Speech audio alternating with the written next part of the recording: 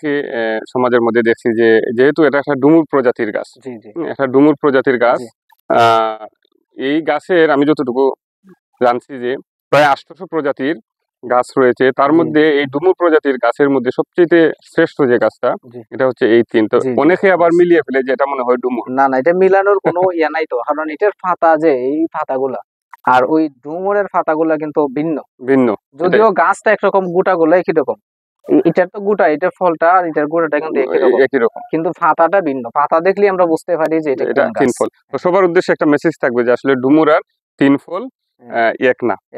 আর আরেকটা জিনিস আছে, অনেকে আবার জয়তুন ফলকে জলপাইয়ের সাথে তুলনা করে। না, এটা তুলনা করা হয় না। গাছের পাতা দেখলে বা গাছের ধরন না, যদিও গোটাটা একই রকম, জয়তুন যেরকম জলপাইটা একরকম। এটাও আরেকটা সবার জন্য মেসেজ যারা জানেন না, আসলে জয়তুন আর জলপাই কিন্তু একই রকম না।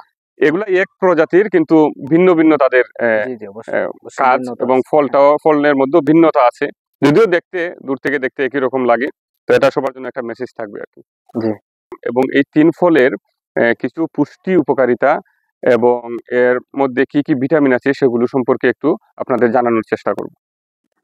3 ফলের পুষ্টিগুণ যদি বলি, 3 ফলে আছে vitamin A, vitamin C, vitamin K, vitamin B, potassium, magnesium, zinc, copper এবং আয়রন। আর পুষ্টি উপকারিতার দিক থেকে বলতে গেলে এটি কোলেস্টেরলের মাত্রা হ্রাস করে, রক্তচাপ নিয়ন্ত্রণে রাখে, যৌন ক্ষমতা বৃদ্ধি করে, হজমে সাহায্য করে, রক্ত স্বল্পতা দূর করে, ক্যান্সার প্রতিরোধ করে।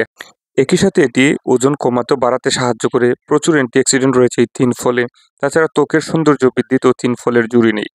তো 3 ফল সম্পর্কে আমাদের এই ভিডিওটি আপনাদের কাছে কেমন লাগলো অবশ্যই কমেন্ট করে